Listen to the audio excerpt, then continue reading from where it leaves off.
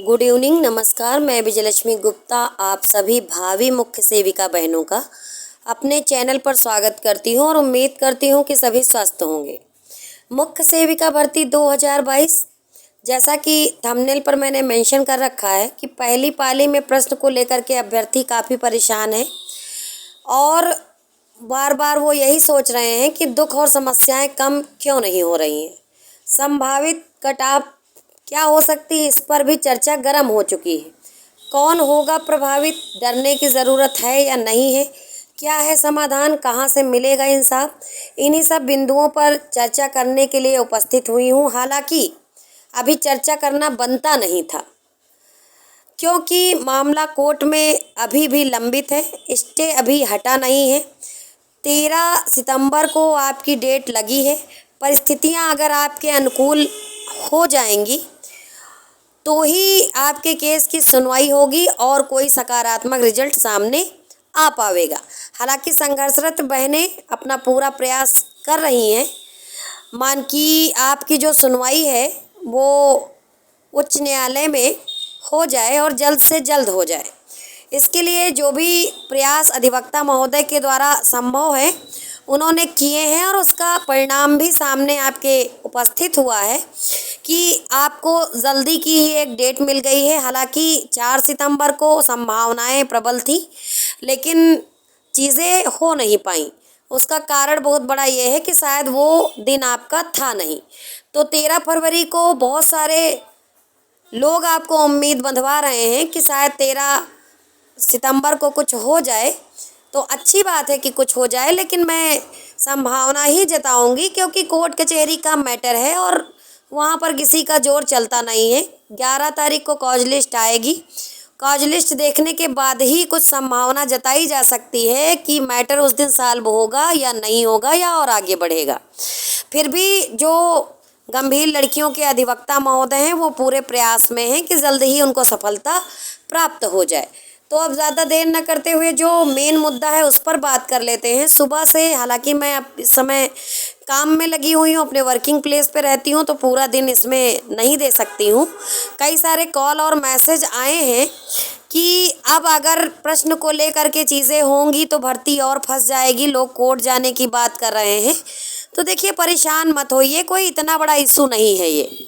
RTI के माध्यम से विभाग से पूछ लिया गया है कि संबंधित प्रश्न में जवाब क्या होगा।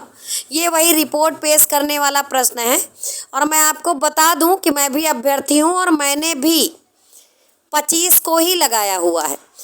मुझको भी इसमें नंबर नहीं मिला है, लेकिन मैं इतना इसको लेके परेशान नहीं हूँ क्योंकि मैं जानती हूँ कि आरटीआई के माध्यम से जो जवाब आया है अब जो आयोग है आपका उसी को मानेगा। तो कुछ गंभीर बहनें हैं जो वहाँ अपना जाएंगी और अपना एप्लीकेशन दे देंगी, आरटीआई की कॉपी एक लगा देंगी और मेंशन कर देंगी। तो जाहिर सी बात है, आरटीआई एक कानूनी डॉक्यूमेंट है, उसको मान करके आंसर चेंज कर दिया जाएगा।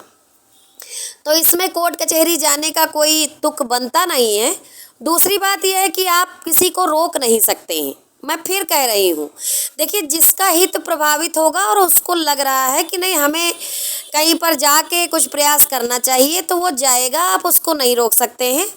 हालांकि मैं ये बात पहले से जानती हूँ क्योंकि मैंने भी एक आरटीआई डाली थी, मेरे पास भी इसका जवाब था, लेकिन मेरे पास इतने पर्याप्त नंबर हैं कि मुझे नहीं लगा कि मैं जाऊं कहीं पर। लेकिन जो लोग जा रहे हैं और ऐसा माना जा रहा है कि जो बॉर्डर लाइन पर हैं तो वो लोग जाके प्रयास कर रहे हैं, तो अच्छी बात है, अपने हित के लिए प्रयास करना चाहिए। और अब इसमें परेशान वो लोग हैं जो अपने आप को बॉर्डर लाइन पर मान रहे हैं। तो सबसे पहले उनको ये समझना चाहिए कि जब अभी किसी प्रकार का कोई रिजल्ट जारी नहीं हुआ है तो कौन बॉर्डर लाइन पर है और कौन टॉपर है ये किसी को नहीं पता है।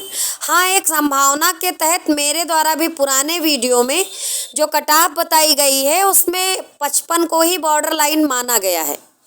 मैंने ये माना है कि 55 तक सिलेक्शन हो जाएगा और 55 ही बॉर्डर लाइन माना है और उसी के अकॉर्डिंग मैं इस बात को रखूँगी कि जो लोग, मान लीजिए सपोज दैट कि फर्स्ट शिफ्ट में जिनका 54 नंबर है और अगर वो जाते हैं और उनको इस क्वेश्चन में नंबर नहीं मिला है, इस वाले क्वेश्चन में नंबर नहीं पाए हैं और आयोग द्वारा अगर इस बात को मान लिया जाएगा तो उनका 1.25 नंबर बढ़ जाएगा और 55 नंबर उनका हो जाएगा, यानी 55-25 उनका हो जाएगा। और जिन लोगों को इसमें नंबर पहले से मिला है और उन्होंने कोई दूसरा उत्तर लगाया है तो उनका नंबर कट जाएगा। सपोज दैट उनका 55 नंबर है तो उनका 1.25 नंबर कट जाएगा। तो देखिए, इसका आप कुछ नहीं कर सकते। आरटीआई के माध्यम से जो प्रश्न मिला है उसका आंसर भी मिला है, तो फिर ये बात वहाँ रखी जाएगी और इसको मुझे पूरी उम्मीद है कि जो आयोग है वो मान्य भी कर लेगा। तो कोर्ट कचहरी का तो मैटर नहीं बनेगा, इतना कोई बड़ा मामला नहीं है, इतना बड़ा कोई इशू भी नहीं है। इसके पहले जो भी परीक्षाएं हुई हैं उसमें भी आप देख सकते हैं कि नंबर बढ़ाए घटाए गए हैं। अब बात करेंगे सेकंड शिफ्ट की। अब बच्चे ये परेशान है कि फर्स्ट शिफ्ट में फुल मार्क्स भी ज़्यादा मिल गए और क्या कहते हैं, ये वाला प्रश्न भी बढ़ेगा घटेगा तो इसमें भी उनके नंबर बढ़ेंगे घटेंगे। तो मैं ये कहना चाहूँगी कि जिस शिफ्ट में इस तरह के प्रश्न मिलेंगे तो जाहिर सी बात है उसी में करेक्शन होगा। सेकंड शिफ्ट में इस तरह का कोई विवादित प्रश्न है नहीं तो करेक्शन बनेगा कहाँ से। जहाँ पर फुल मार्क्स दिए गए हैं वहाँ पर जाहिर सी बात है एक से अधिक ऑप्शन उसमें रहे होंगे जो मान्य किए जा सकते हैं, तभी फुल मार्क्स दिए गए हैं। ऐसे ही कोई आयोग उठा करके किसी को फुल मार्क्स नहीं दे देता है। आयोग में संबंधित विषय के जो जानकार लोग होते हैं वही पेपर बनाते हैं, वही डिसाइड करते हैं कि क्या कठिन है क्या सरल है और कहाँ फुल मार्क्स देने चाहिए कहाँ नहीं देने चाहिए। उनकी अपनी एक समिति होती होगी और उसी में अपना वो देखते हैं। ऐसे थोड़ी ना होता है कि कहीं भी मुंह उठा के कुछ भी कहीं भी नंबर दे दें, कहीं पे काट लें कहीं पे बढ़ा दें, ऐसा नहीं होता है। वो सब अपने विषय के विशेषज्ञ होते हैं, उनको सब चीज़ की जानकारी होती है, उनके द्वारा ये किया जाता है। तो इस बात को लेके आप लोग इतना परेशान ना होइए। सेकंड शिफ्ट में अगर इसी तरह का कोई क्वेश्चन होता तो जाहिर सी बात है बहनें जाती उसको लेकर के, जो भी गंभीर और जागरूक बहनें हैं, क्योंकि सभी न जाती है आप भी जान रहे हैं, कुछ ही लोग हैं जो अपने हित को लेकर के जागरूक होते हैं और अपनी लड़ाई लड़ते हैं। तो ये बहनें जाएंगी तो इसके लिए इतना मत परेशान होइए। ये कोई बड़ा इशू नहीं है कि हाँ भर्ती फंस जाएगी। मेन जो बात है वो स्टे लगा हुआ है, वो हटेगा तब प्रक्रिया आगे बढ़ेगी और इन छोटी मोटी बातों को लेकर के इतना परेशान होना नहीं है। रही बात कि इस नंबर घटने बढ़ने से मेरिट पर क्या प्रभाव होगा, तो देखिए मेरिट पे कोई प्रभाव नहीं पड़ना है। जो संभावना तब जताई जा रही है वही संभावना अभी भी जताई जा रही है। मेरा पुराना वीडियो कटाव को लेके जो पड़ा हुआ है आप उसको चाहें तो आप एक बार और देख सकते हैं। लगभग उसी के आसपास कटाव रहेगी और जाहिर सी बात है जब किसी का नंबर बढ़ेगा तो किसी का घटेगा भी, तो जितने कैंडिडेट इन हो जाएंगे उतने ही आउट भी हो जाएंगे। सर्वाधिक जो फाइट है, सर्वाधिक फाइट यही है 55 के आसपास, क्योंकि सर्वाधिक संख्या ओबीसी की है और जाहिर सी बात है जहाँ संख्या ज़्यादा वहाँ मेरिट वाले स्टूडेंट भी ज़्यादा होंगे। तो जो भी फाइट होगी वो 55 के आसपास, यानी कि 54, 55, 56, 57, 58, ये ऐसा एरिया है कि यहाँ पर सर्वाधिक फाइट है। ठीक है, लेकिन ऐसा नहीं कि इससे कम नहीं जा सकता। इसीलिए मेरा ये मानना है कि इन सब मुद्दों को लेके बहुत परेशान मत होइए। स्टे हटेगा, कटाफ आ जाएगी और कटाफ आप देख लीजिएगा। देखिए अब आपके पास कोई टाइम मशीन तो है नहीं जो आप उसमें बैठेंगे दोबारा से उस समय में पहुंचेंगे और अपने क्वेश्चन सही कराएंगे। जिसके जितने नंबर हैं उतने हैं, इस बात को स्वीकार कीजिए। 2693 पद हैं, उसी पर भर्ती होनी है। ठीक है, और अभी कोर्ट का कोई फैसला आया नहीं है, ये भी नहीं क्लियर है कि इतने हैं कि कुछ कम होंगे। ठीक है, तो उस पर फैसला आया नहीं है, इंतज़ार करिए स्टे हटने का, उसके बाद कटाफ का। एक आध नंबर से कुछ होगा नहीं। बॉर्डर लाइन पर जो भी व्यक्ति होते हैं या अपने आप को बॉर्डर लाइन पर मानते हैं, वो जब तक उनको नियुक्ति पत्र मिल नहीं जाता है तब तक वो डरे सहमे रहते हैं। और ये भी जान लीजिए कि बॉर्डर लाइन पर जितने भी लोग होते हैं सबका सिलेक्शन होगा भी नहीं, क्योंकि जब एक्यूरेसी देखी जाएगी तो मान लीजिए कि आपका उतना नंबर बॉर्डर लाइन वाला होगा भी, उसके बावजूद भी अगर एक्यूरेसी में फंस गए तो आप बाहर हो सकते हैं।